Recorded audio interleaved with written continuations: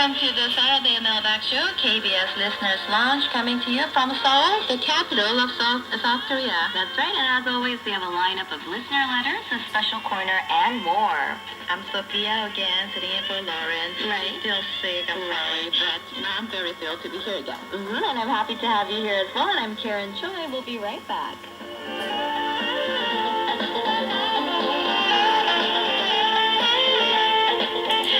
Sophia, it's great to see you here in the studio, but I think our listeners might be a little bit worried about Lauren. She's doing okay, and she'll be back next better week. now this week, Right. after Lunar New Year's holiday. So I wanted to ask you, how was your Lunar New Year's holiday? Actually, it wasn't too bad. It was very hard to survive all the cleaning and cooking in the past holidays. I'm sure. Not to mention the long journey from for other people. Right. But this year, surprisingly, mysteriously, it was not that difficult. That means that I'm much more experienced. Yeah. Got more embracing or generous. Now I just reached the point I enjoy family gatherings. That's good. That's good. Well, I hope all of our listeners had a happy Lunar New Year as well. And if our listeners remember from last week, we listened to some special interviews with shortwave experts at the High Frequency Coordination Conference, which was held in Kuala Lumpur, Malaysia from January 20th through the 24th. Right. Our German language service producer, Lee Bam-seok, who attended a conference, was able to speak to Mr. Aldrich Kip, who is the chairman of HFCC, as well as Dr. Amar Ponchihewa, the director of technology at the Asia Broadcasting Union, or ABU, which hosts the conference. Right, and we were able to learn more about the current trends as well as the future of shortwave broadcasting through these experts. And today we have another special interview to hear more about Digital Radio Mondial, or DRM. Our producer Paul interviewed Mr. Alan Hitchinson, who is a frequency manager at Babcock International. Yes, Babcock International is a company that carries out broadcasting and transmissions for several large broadcasters all around the world. Mr.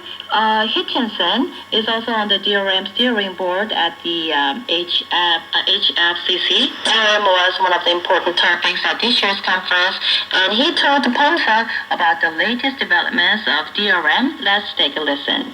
Well, there are lots of exciting things going on in the world of DRM at the moment. The DRM consortium is working very hard to promote the standard around the world.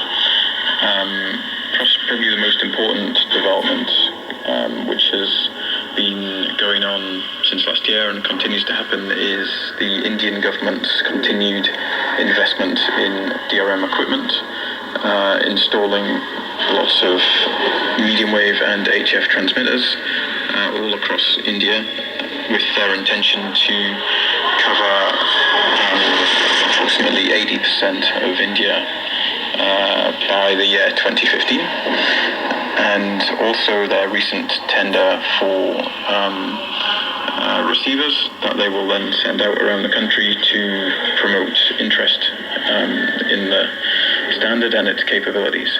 We see India as probably the key marketplace for DRM in the next couple of years.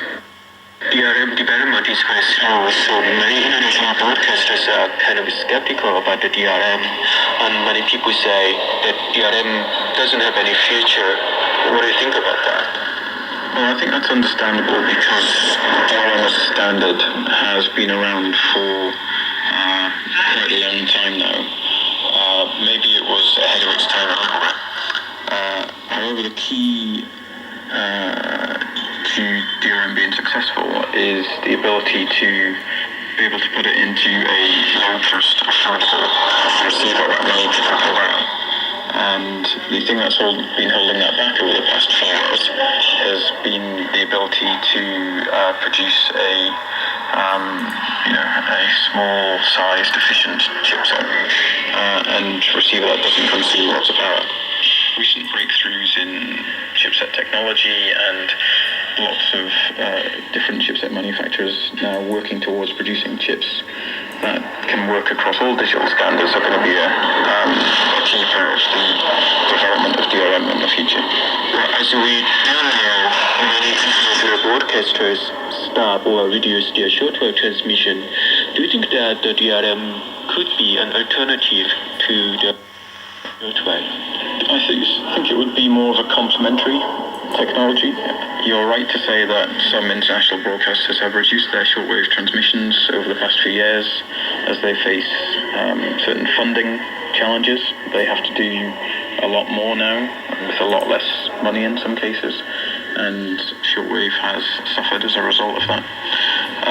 However, shortwave will continue to be a key medium for broadcasting in certain areas of the world where communications techniques aren't affordable or widespread.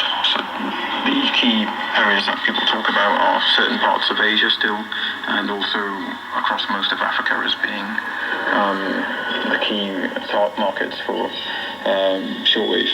So I assume it's complementary really, whereas analog shortwave will continue to serve parts of the world with poorer populations, more widespread agricultural populations, and DRM will see starting to come in countries where they've selected that standard and are really promoting it, and as a replacement for that kind of traditional analog medium wave and HF signals. So I think they'll be complementary. Different countries will require different things from them, but they're going to have to work together, because in medium wave and HF they will be sharing the same parts of the spectrum. So that is going to be very important, and coordination activities of frequencies are going to be even more important. Wow, that was some insightful information there, and I hope our listeners were able to learn a lot about DRM as well as shortwave through the interviews that we've been airing for the past 2 weeks. All right, that was great. Well, that's it for our special interview from High Frequency Coordination Conference this week. But we have our listener letters coming up, so something more important coming right up. Don't go away. We'll be right back.